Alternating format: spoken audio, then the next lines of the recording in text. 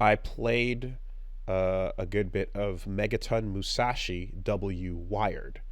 And this is an interesting one because W Wired? God, that's awkward to say. yeah, because Megaton Musashi is the name of well, it is the name of the game, but it's also the name of the anime that was made because there was a this it got adapted to an anime. So I think to distinguish the game that is also being ported from a gacha style setting into a like full online or offline. No, what am I saying? Whatever. You know what I mean? The proper the proper console slash Steam release of this thing that used to be a gacha thing. It's got the suffix W wired.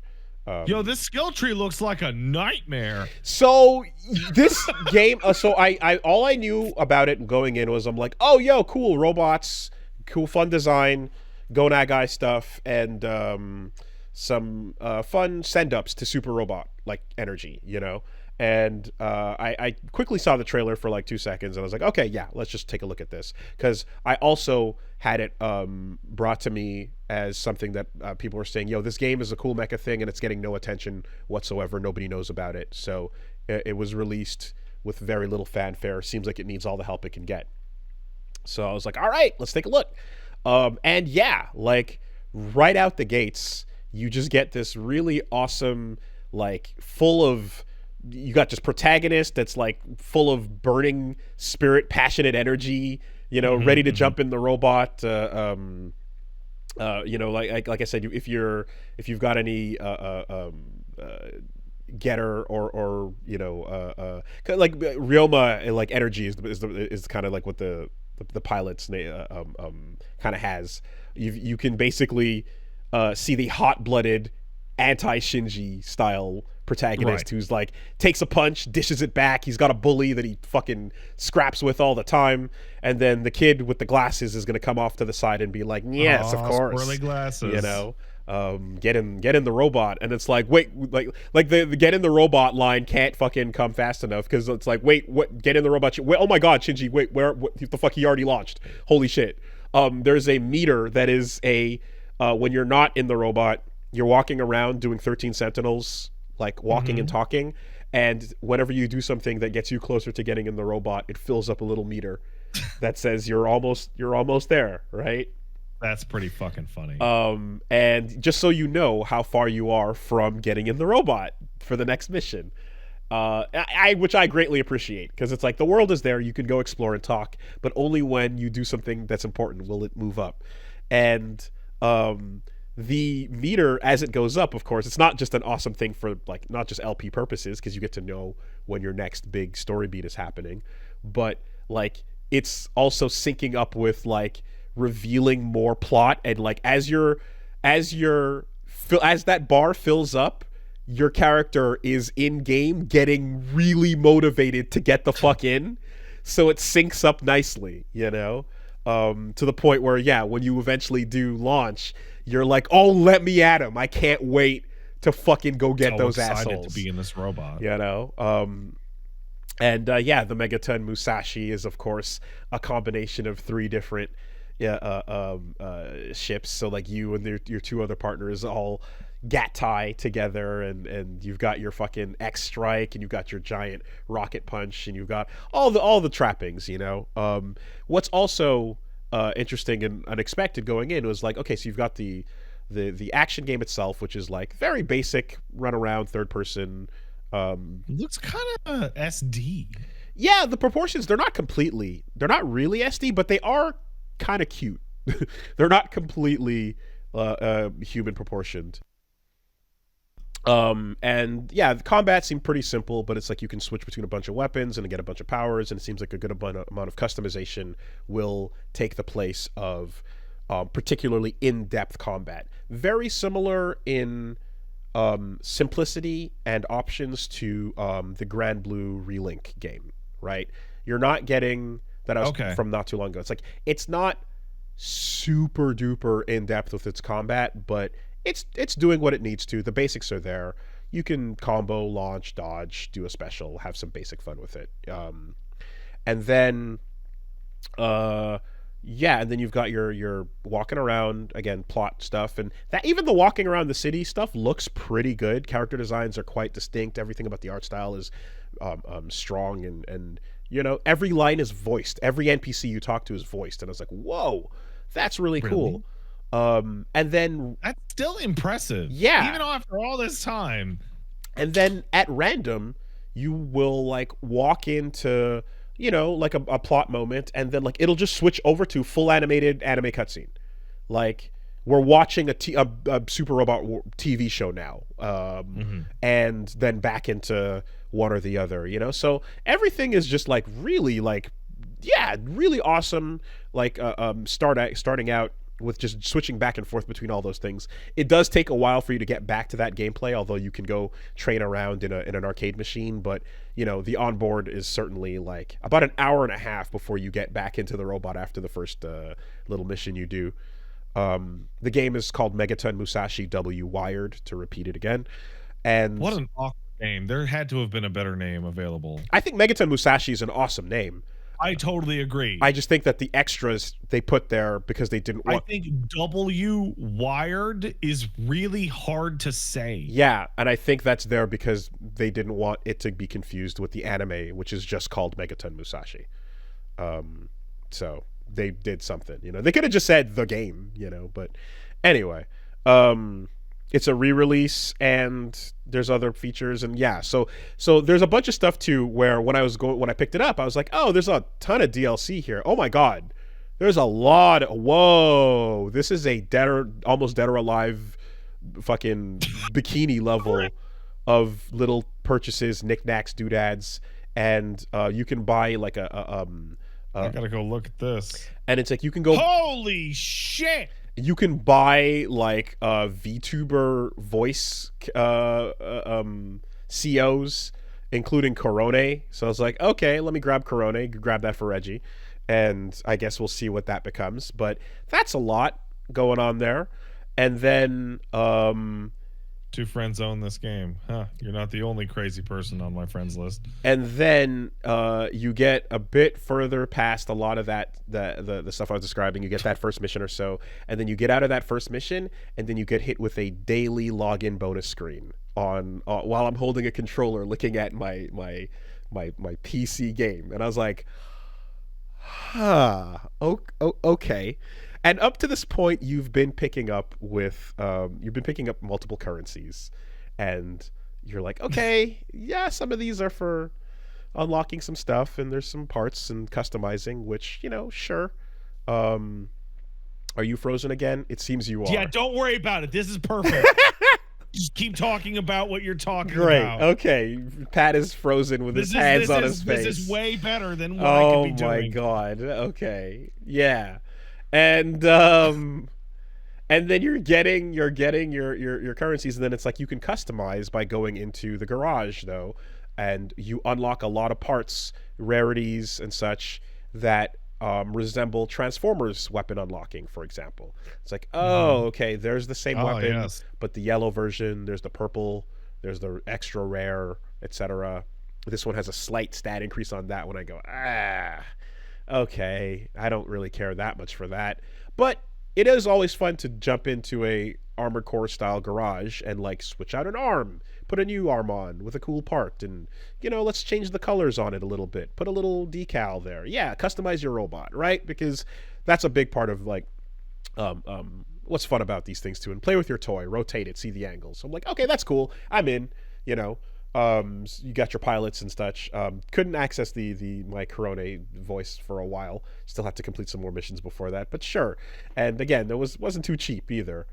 I gotta say, you really fucked up. You could have had Jin Banyan from fucking, what is this fucking thing? Yokai Watch? The Yokai cat? Watch the little Yokai Watch cat is there. Yeah. And You can't escape that freak. I have friends of mine who have that mount in the fucking FF14. But when I boot a game up and I see right off the bat they've got a Yokai Watch tie-in, they've got Combatler tie-in, they've got Corone, and they've got Getter and Mazinger. It's like, oh, this is a gacha game that has had multiple. Oh, there we lost him. Let's try to get him back. BRB. Oh, I'm alive. I can move again. Awesome. Great. Yeah, I don't know what the fuck Discord's doing, man. That's anyway. Yeah, your Discord has been fucking for like 3 weeks now. It's shit's updated. I don't know. Anyway, but You remember when that camera shit happened on my Discord for like 2 months, 3 months, and I just could never figure it out, and then it just stopped. It just stopped. I never ended up figuring out the problem. Yep. Wasn't that awesome? You'd connect, and then it would die, and then it would just sick. Anyway, so you get the impression that you're like, oh, with all these guest characters here at launch, this is a gacha game for sure that had a bunch of events. There was a Yokai Watch event at some point in the past, and now there was the fucking Corona event. And so now you're getting all of that just available in post, as you pick the game up and such, But I'm like, okay, my spirit dies a little when I see a daily login screen because it's just not what I want video games to be, and I get it. If you do and you're used to that, that's fine. I hate it. And same for multiple currencies, same for rarities increasing for little pickups. I don't get excited when I see the same weapon 5 times and you have to break down 4 of them and keep the best one. Right up until you said the weapon part, I'm like, you mean like fucking Street Fighter? Yeah, no, it's everything now. It is everything. And the more you put that in things that didn't have them, the better monetization you get. So, I woke up this morning and played some Street Fighter 6, and it was like, hey, make sure it's the anniversary, get your drive tickets. I don't give a fuck about that shit, man. Give me my matches. Yeah, but I'm also 10 years ago the person that's complaining about fucking DLC shit and battle passes and things like that, when it's like, okay, well, that's just accepted to be part of the game now, right? Well, I think the difference is that for all of this is that you were right to complain then, and you're still right to complain now. Yeah, but it's just you're not wrong. No, you're literally correct. But we've just gotten used to it, so that whatever. We've been the pot and the frog in the pot has withstood the temperature as it's increased. The earliest thing about like Brood War was not a quarter of the Mona Lisa carved out. It was actually a separate thing.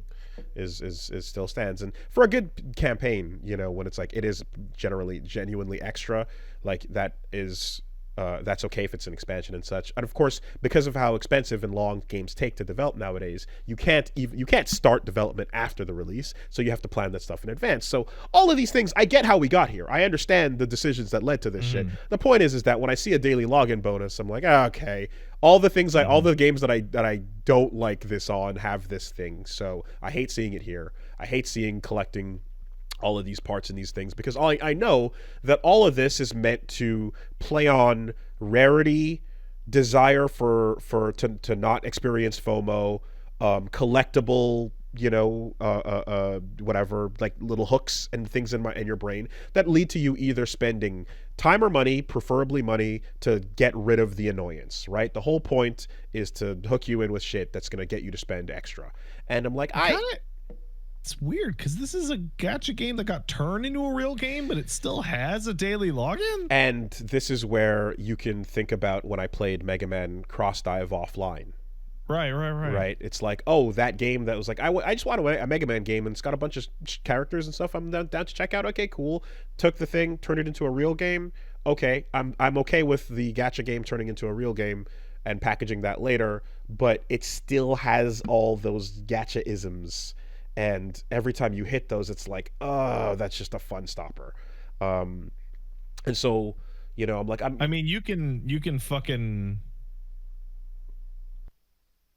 you can put anything you want in a baseball field, but it's still going to be the size and shape of a fucking baseball field. It is. It's just, usually like things like unlocking progression and bonuses and stuff like that, like if that is gonna feel like, hey, to unlock fucking Zero, Dante and Virgil 0 and X, you're going to have to go through this event at this thing, and you're going to have to get these particular currencies. You're going to have to go to the, and then you also can spend that currency powering yourself up by making each buster shot 0.2% more powerful.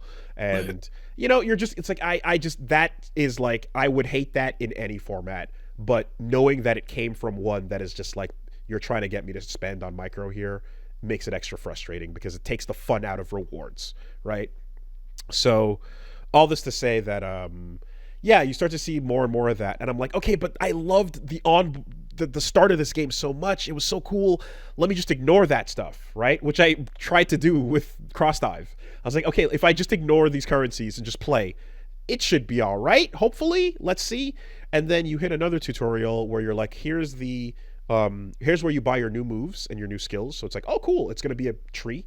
But then you're like, that skill is way over here. How do you unlock? How do you get to it? You're going to have to do a whole lot of 4% tweaks, 2% tweaks to get to it on your big sphere grid thing. And you're using the currencies. And I'm like, whoa, okay. Zoom out. How far? Oh, my God. It's just this massive thing full of minor build tweaks in addition to the already tweaked mods you can add to every part of your mecha, so you can already put little mod chips on. And I'm like, oh no, it's happening again. There's like, you've added so much granular customization that it's not fun customizing anymore. It's just tedious, minuscule. But okay, there's a start button and it'll just auto-equip chips, right? So I don't have to think about that. Okay, let's just ignore that function and go forward, No buff should ever do less than 25% more. I agree. I will even ever. I'm even more reasonable. I'll say double digits.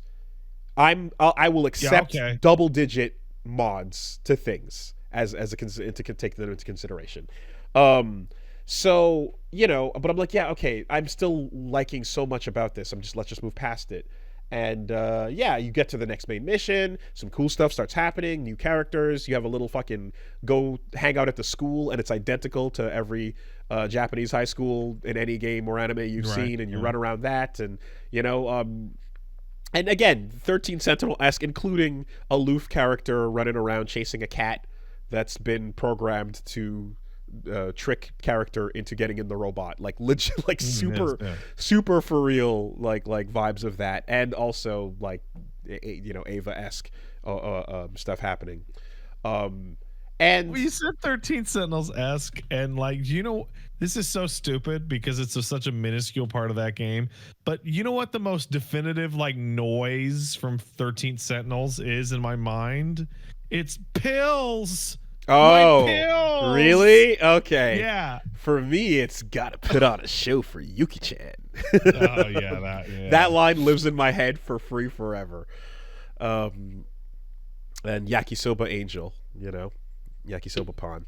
But anyway, the idea of all of that stuff back on the main mission stuff is solid, and the characters are fun, and everything there is going great, and it's just it's fun to go back and see a little bit more, but it's getting depleted. That fun and energy is being depleted by the gacha, the specter that lingers in the air behind everything you're doing. And the episodes are coming out now on the channel. So far, we're still having a good time, but there is an air that deflates, unfortunately, by the time we get to the end of that. Good. And it's not just me, right? Like Reggie, I'm like, you're here for reference. You can feel it too. When I took the break, I went on break at 2 hours into the game, super hyped up, loving it, screaming out the robot lines as they're doing shit, getting amped on the theme song, and just oh god, it's all my jam. It's super right up my alley in every way. And I went to break and took and basically was like, when I come back, I'm probably gonna say, yo, we're gonna do a couple more sessions of this. I was legit we can do we can play this a little bit more on the channel. I'm very excited to see where this awesome robot game is going. And it was right as I got back that it all started to just compile.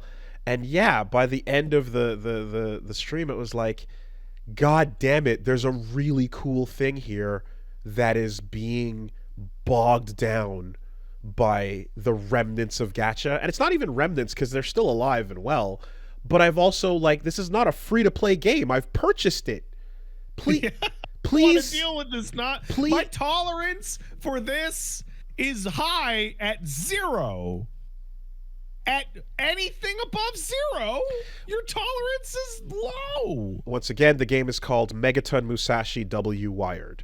When I buy the game, I just want you to take all that out. Let that price be. Holy shit! It's 67 fucking dollars. Let that money be the thing that gets all of that bullshit out and just gives me a normal game experience.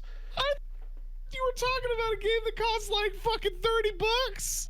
Holy shit, that is outrageous. And there's over $100 fucking dollars of DLC to buy, and the Corona fucking thing was like $10, and it's just ridiculous with all that shit. Can't do all of those things all at once. And I'm like, man, you had me. You had me. I was there and willing. And if the game continued to be what it was initially, I would be happy. You know, I'd have no problem with that experience to continue for however many hours into it. But it fucking just doesn't, man. And like whatever time they could have took to change things around, they just didn't de-gachify it, and I don't think any of these games ever will. I suppose I got that burn too deep.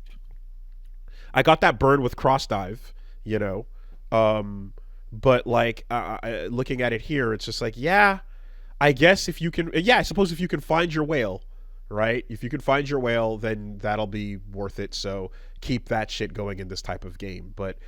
I'm actually willing to shell out the money to pay for a game that I want to play, full of the content like this, to just not have that level of bullshit in its subsystems, and they just don't do it, you know. So, okay, all right. We had this problem here. Everyone, stop. I had this problem while I was. I'm stopping. I wasn't doing anything. Sorry, I'm talking to audience. Listen, all right. I had this problem while live audience, that is, and while I was playing the game live on stream as well. I don't know the word for what you think the thing I should be talking about here is. If the word is not gacha, if the word is not freemium, free to play, if it's not, I don't know what the word is, but it's the mobile game shitty thing. That is not all mobile games, but the ones that try to get you to pay for micro, that are all the things I hate that regular original console and Steam and shit games don't have. Live service, that probably covers like damn near everything. It does, but not every live service game has the daily login bonus, character tie-in, get your microtransaction thing here with the currency exchange rate to do the bullshit obfuscation. Not every game does that, but the ones that do, whatever the fuck that word is, use that then. If it's not gacha, then use that word. Because the point is that it's dark patterns. It's a dark pattern game. Ooh. Okay? And I'm sorry if the language is getting up your craw, but like it's a dark pattern game. I mean, when you're talking like, let's say it's loot drops and therefore it's a grind, but we're talking about a grind that exists in something that used to have microtransactions to mitigate that grind. With the reality between that and a slot machine is minuscule. What is like the difference between those? So when I say gacha, you understand that I'm trying to refer to games that gacha games tend to have the things I'm describing. But if that's not the right word, then what is gacha then? Can someone? Well, gacha just means the slot machine. It's the slot machine. Is that all that refers to? Gacha means the gachapon, like, you know, toy box. Okay, shit. so when you twist and you put the coin in, you don't know what you're gonna get out the thing. That's gacha. That system. Okay, specifically. So when you say everything else is just live service and shitification. Okay, now the denotation of a gacha game now is not just the little twist and put the coin in, get your thing. No, it is. That's your catch-all.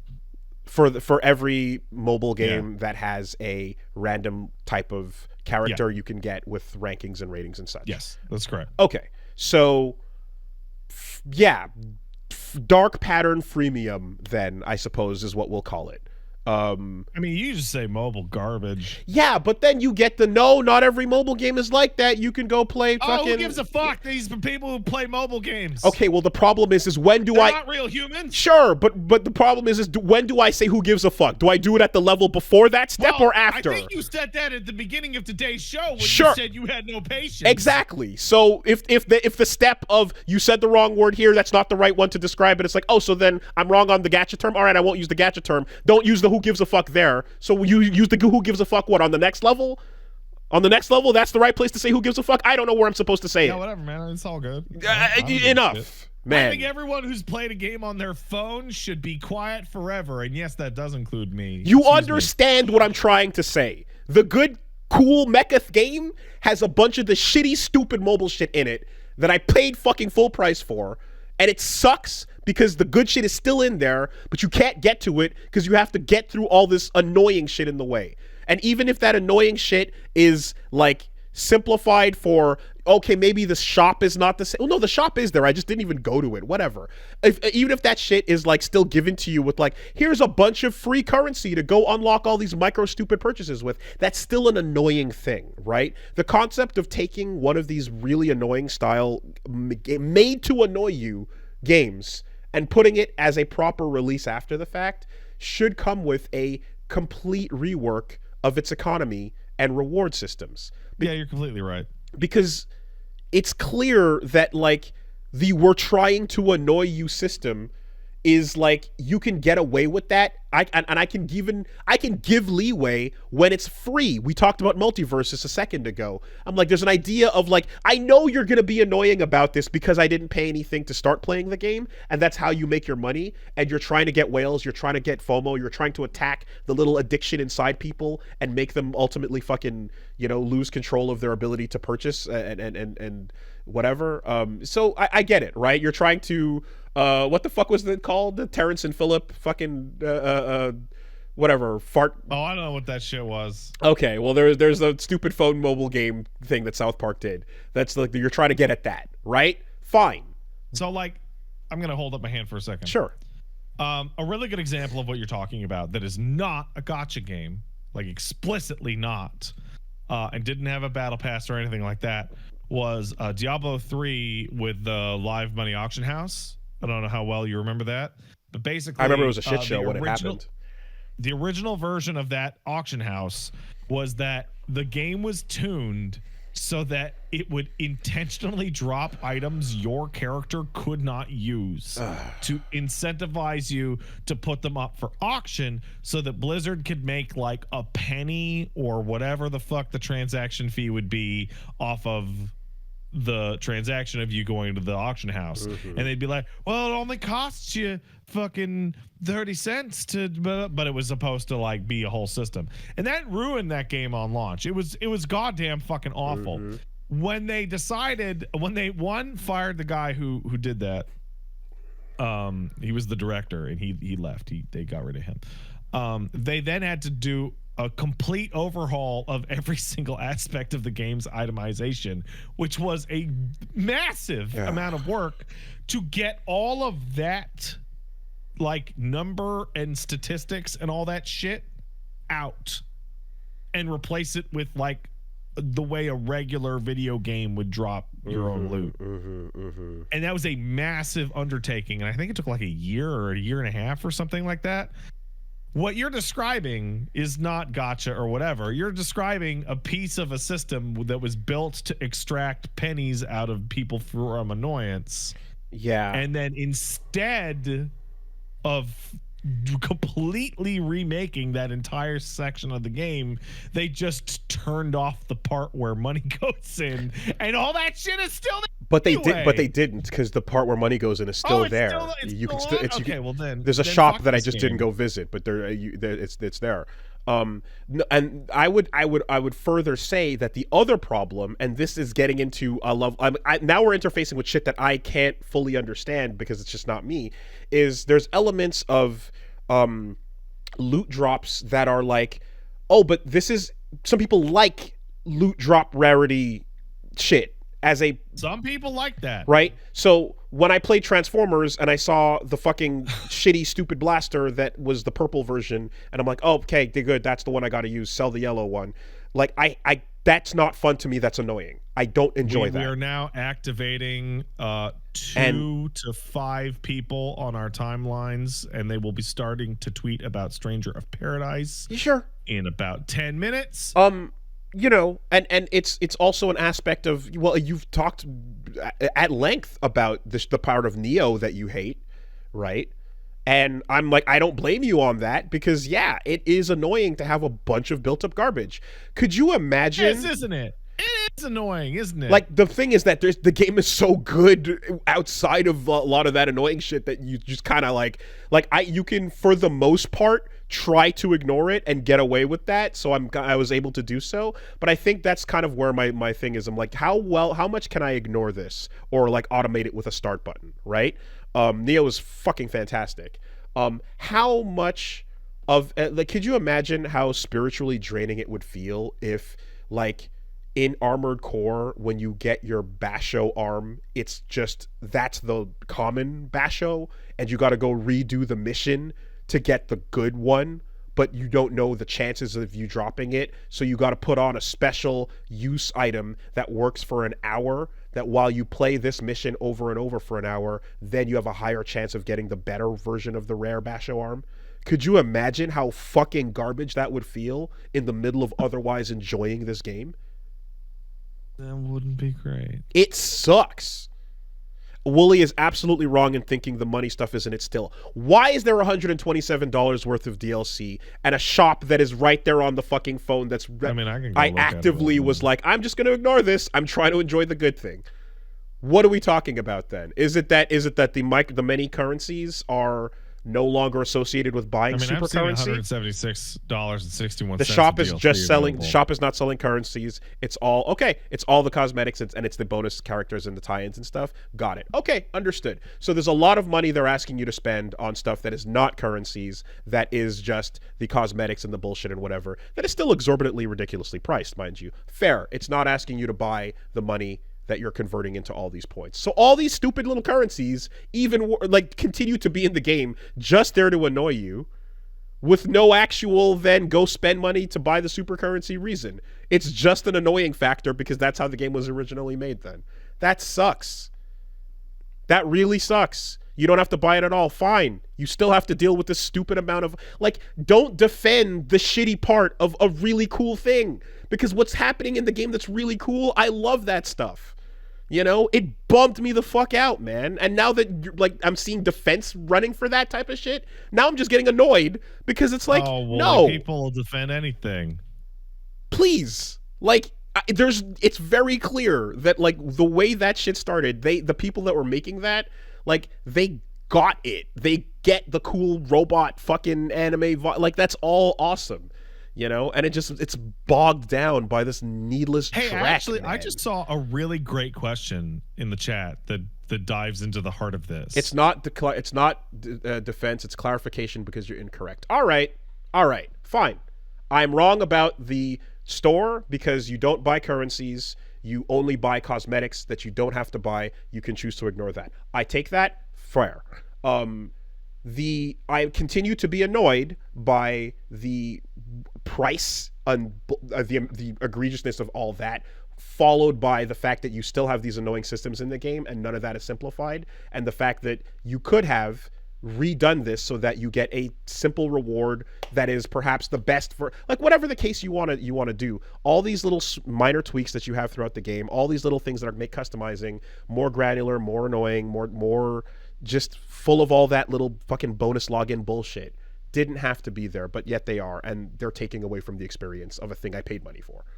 That sucks. That's my point.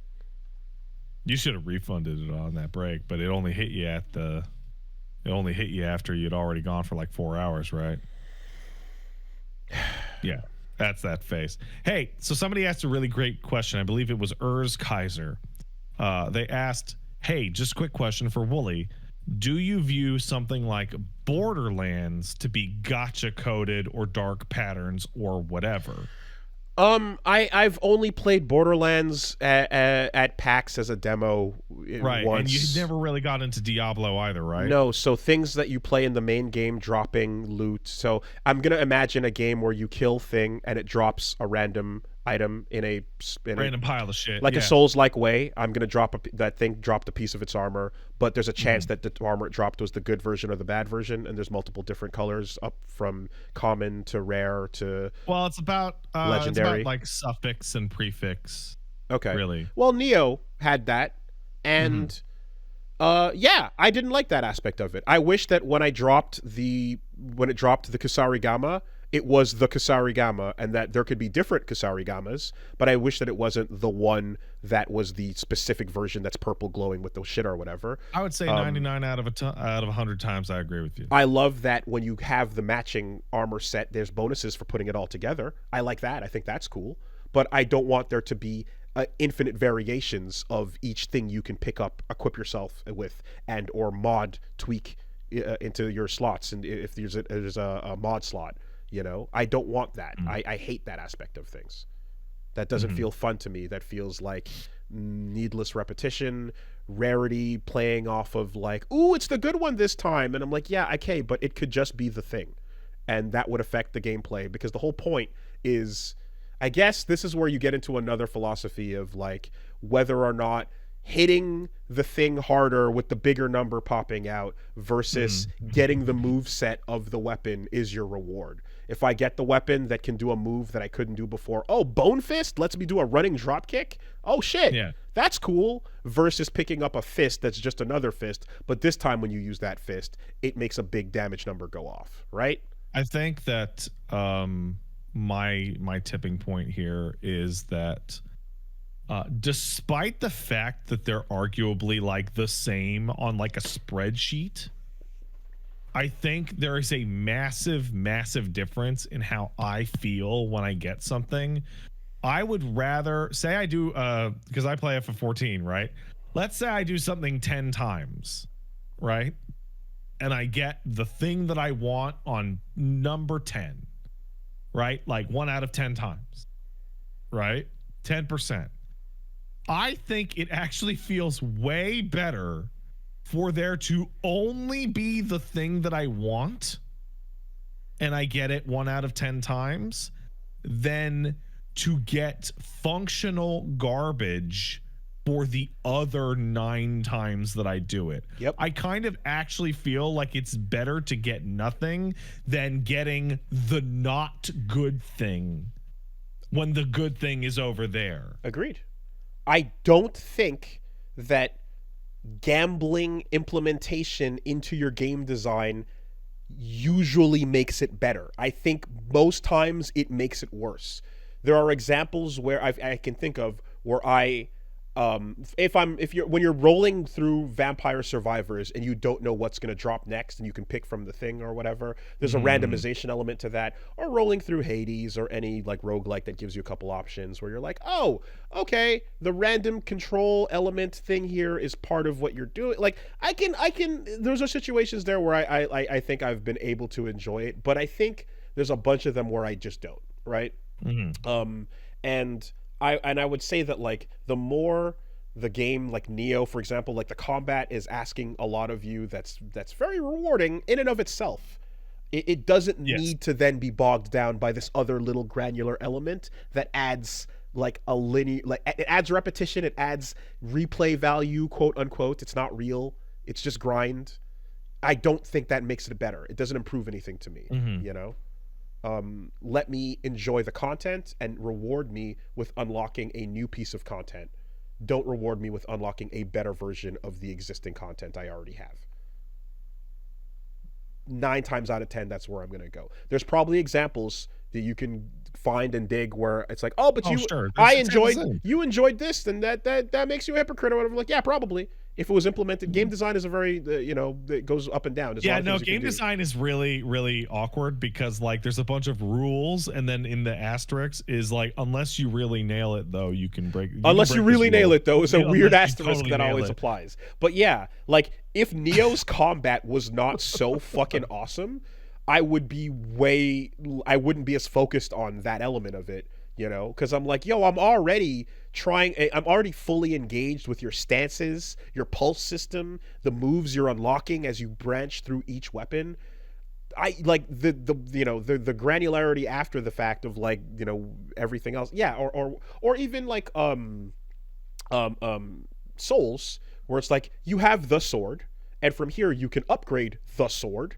You can even possibly make it a fire sword if you want to add to it, right? You can take something you love and keep it going upwards, but like the re-roll randomization aspect of it is just doesn't fucking do it for me, man. It doesn't do it at all, you know?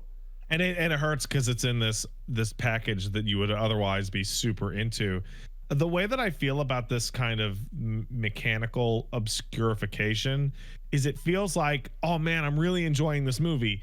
And then like every 10 minutes, a guy walks over to you and waves his hand in front of your fucking face as you're trying to actually watch or play. And you're like, get, and you have to spend 2 or 3 minutes like pushing him away. Yeah. Like, okay, now I'm back to the movie.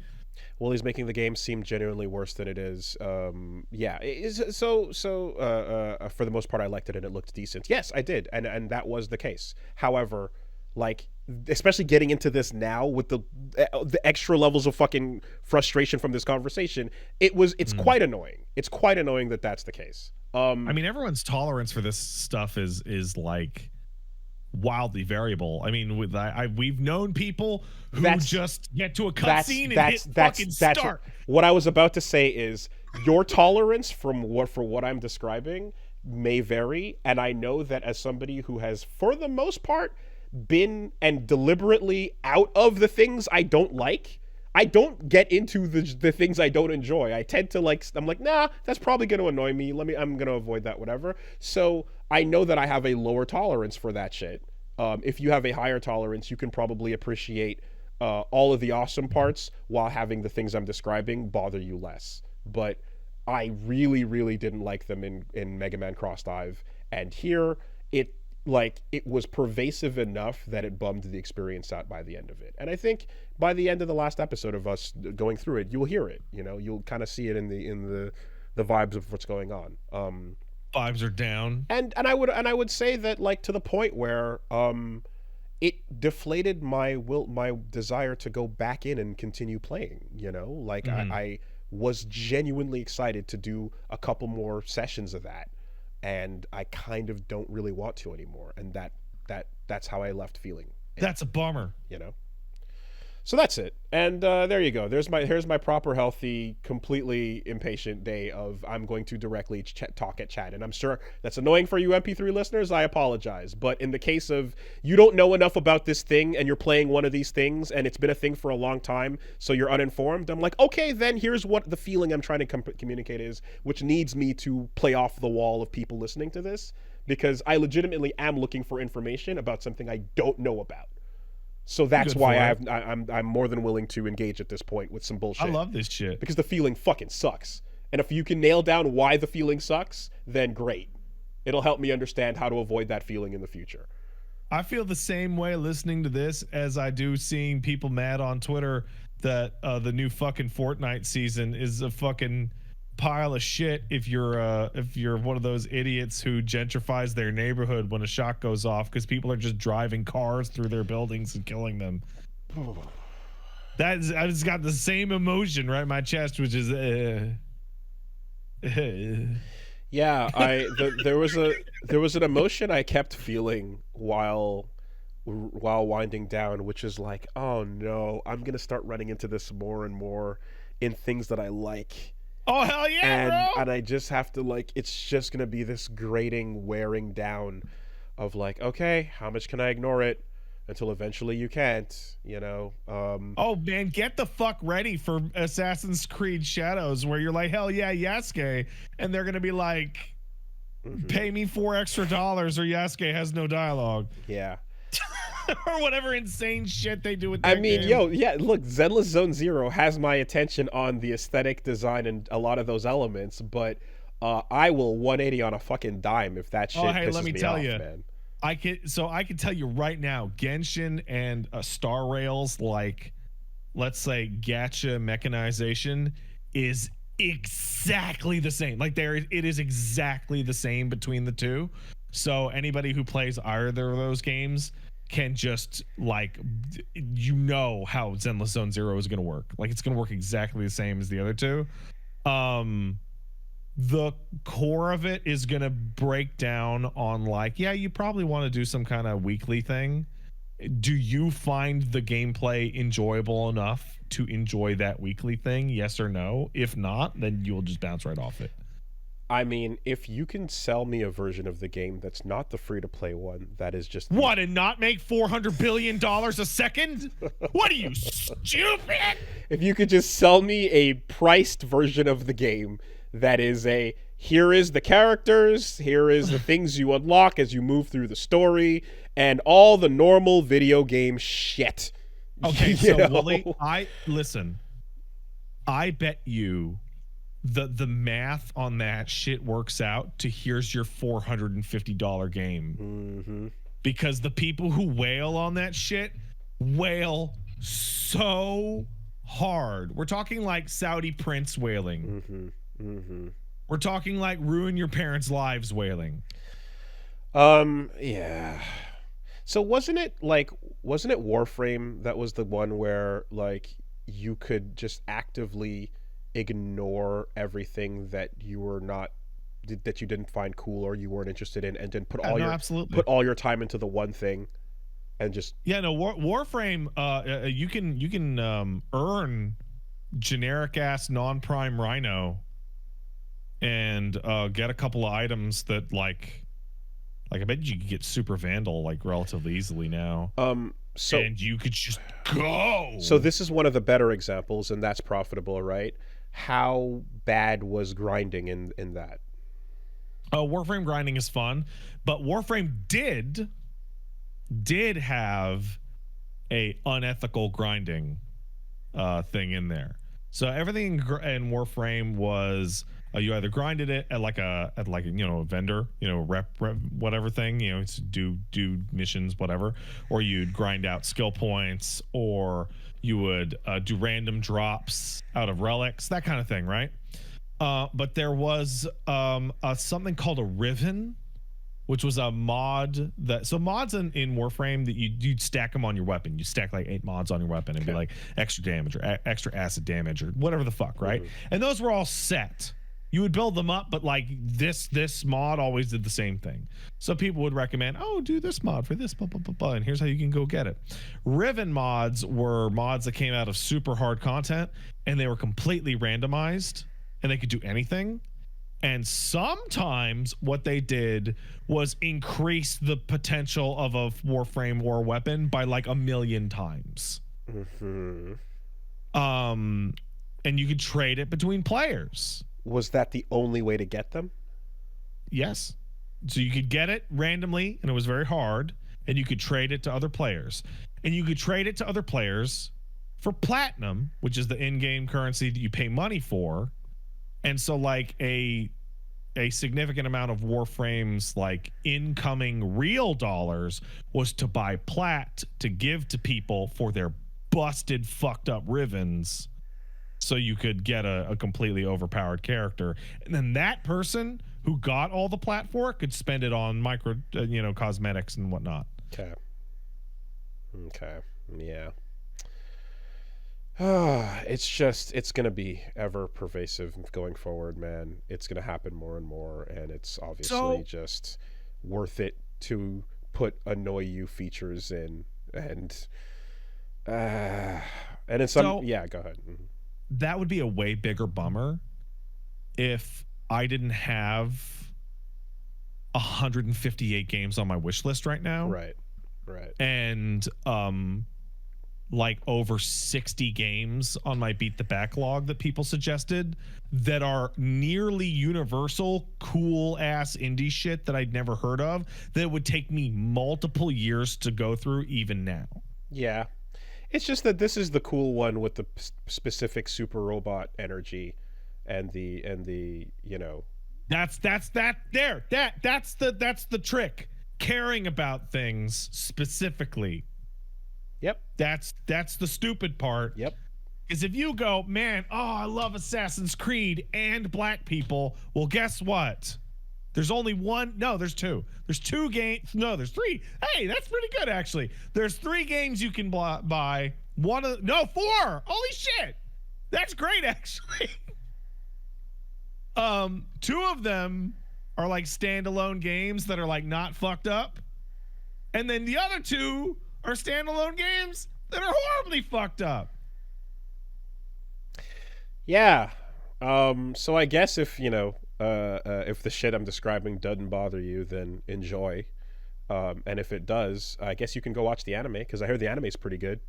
And it feels as if you spent a lot of your time just watching a lot of that play out anyway. So, cool. Great. You know what my favorite is, dude?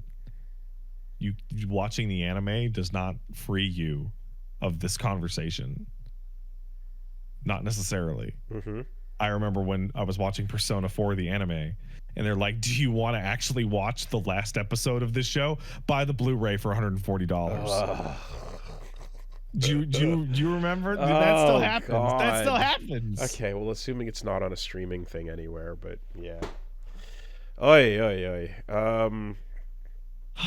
Anyway, so that has become the